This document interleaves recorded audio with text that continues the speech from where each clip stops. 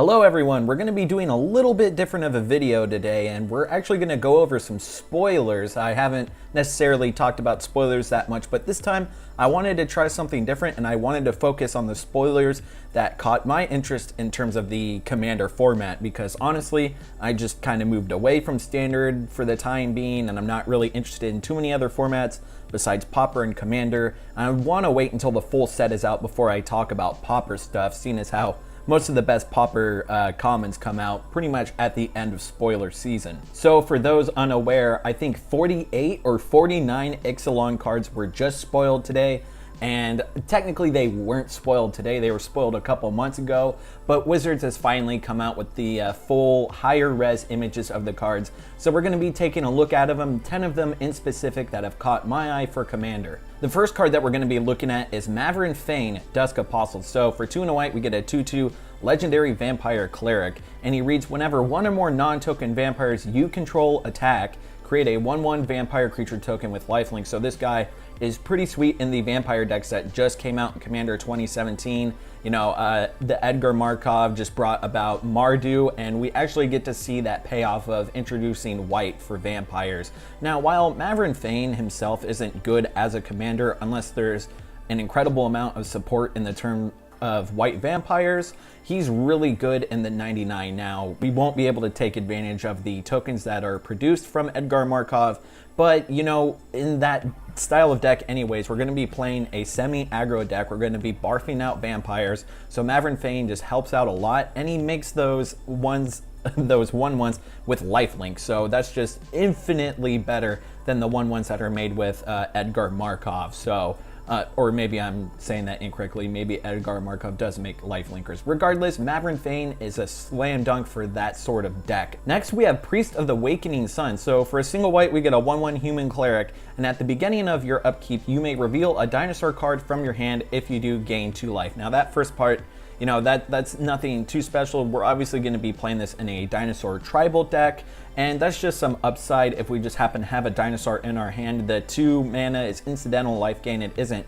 too much in Commander itself, but its second ability, where we pay 3 and double white to sacrifice Priest of Awakening Sun, to search our library for a dinosaur card, reveal it, put it into our hand. So it's just a sacrifice tutor outlet. If we can recur this, which we probably can because the dinosaur decks run green cards, well, they're more likely going to be running green cards, so we can play like Eternal Witness and Regrowth and any other sort of regrowth effects to keep getting this tutor back.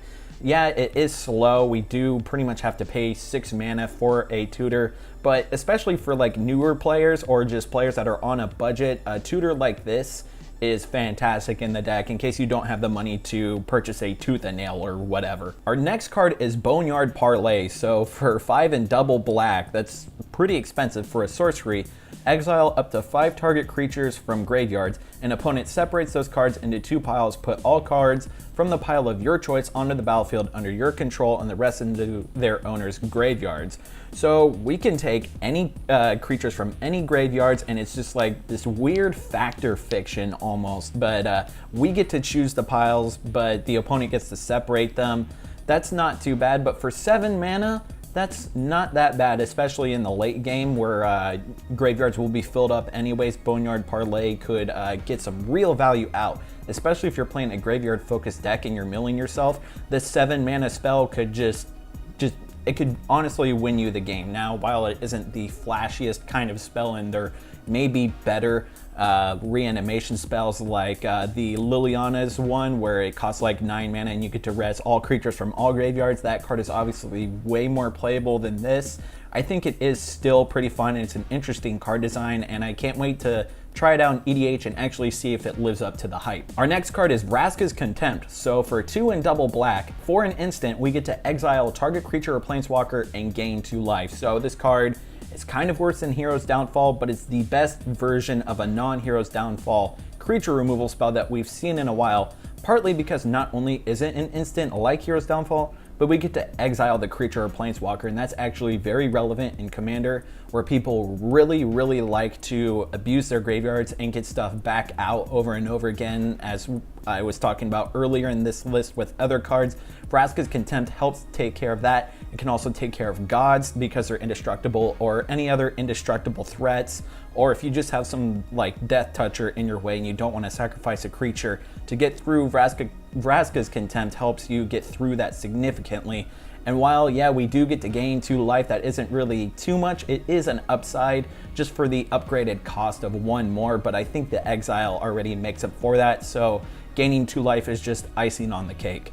Our next card is Tilonali's Skin Shifter. So for 2 and a red, get a 0/1 human shaman with haste, and whenever Tilonali's Skin Shifter attacks, it becomes a copy of another target non-legendary attacking creature until end of turn. So normally I wouldn't be too excited about a card like this, but it does have haste, so that makes it slightly more playable than any other variation of a card like this. Normally a card like this is a trap, especially in like a standard environment, but I feel like in Commander, a card like this can go a long way, especially if you hold on to it into the later game and you play a big bomb and then you cast this following it, and you can just charge in and crash and kill an opponent with 1 swing, hopefully. So I think this card is not necessarily too fantastic, but I think it is going to be underrated, and I would not be surprised if I saw people trying this out in some sort of like tricky combat deck. Now we move on to Admiral Beckett Brass. So for 1 and a Grixis, we get a legendary human pirate. So this guy, or gal I should say,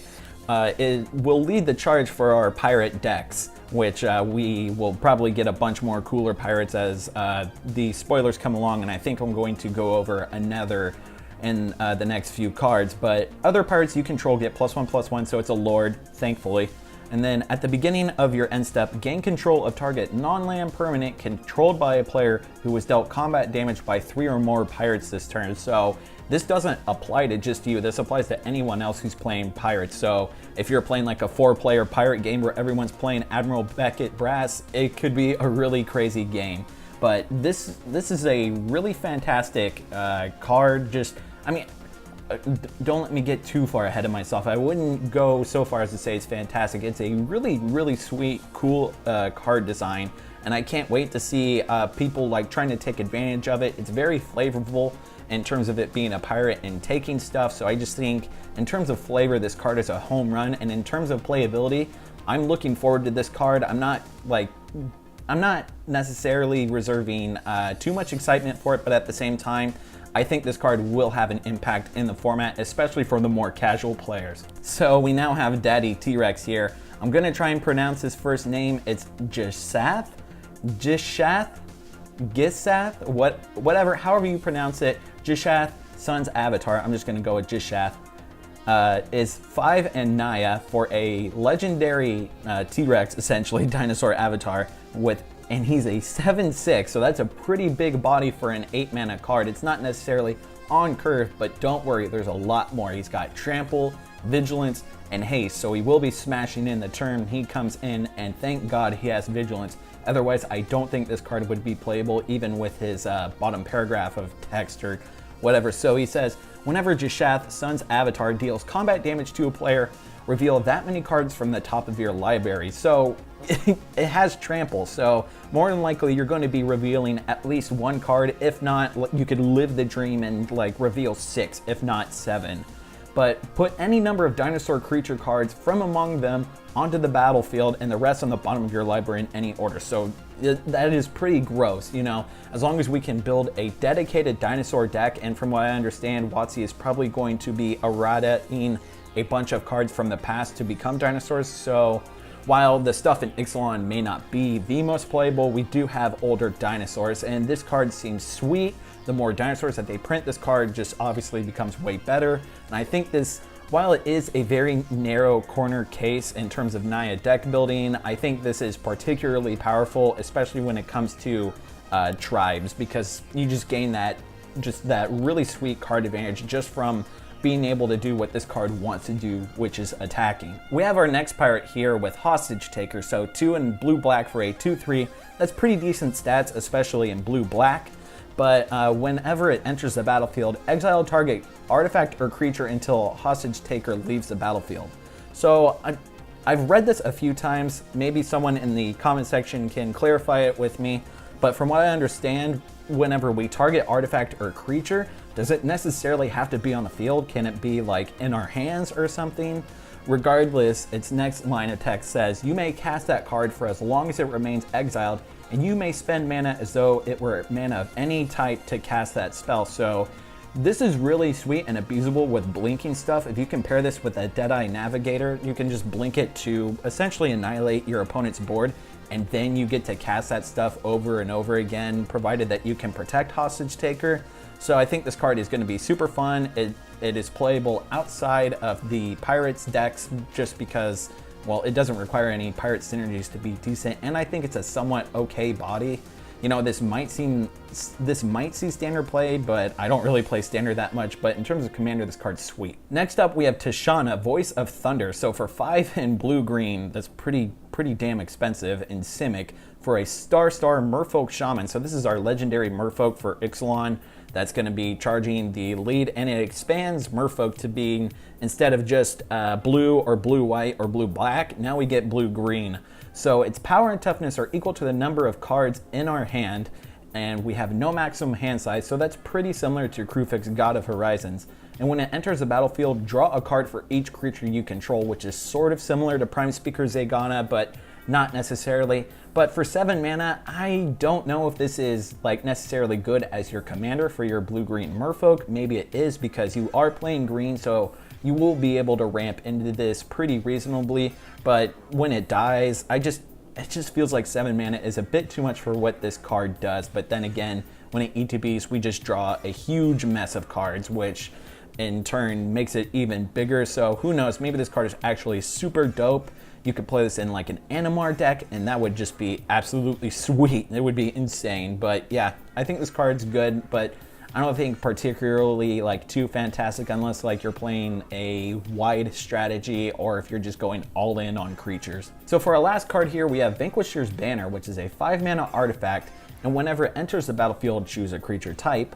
Creatures you control of the chosen type get +1/+1, and whenever you cast a creature spell of the chosen type, draw a card. So it's just inherent card advantage, especially when you're just playing a tribal deck. Obviously you don't want to be playing this if it's not in a tribal deck, but this card seems somewhat decent. I won't go as far to say that it's like any better than Coat of Arms, which I think it costs the same amount of mana, but that last line of text, I think that might make up for it, just the fact that you just get pure card advantage, especially when you play with like a tribe that doesn't have too many lords that we've seen, like dinosaurs for example. Vanquisher's Banner seems pretty decent in here, and also seems like an auto include in most of the decks that came out in Commander 2017. So yep, this card, if I had to give it a score out of 10, I'd probably say like it's an 8. I don't even know why I'm giving arbitrary scores.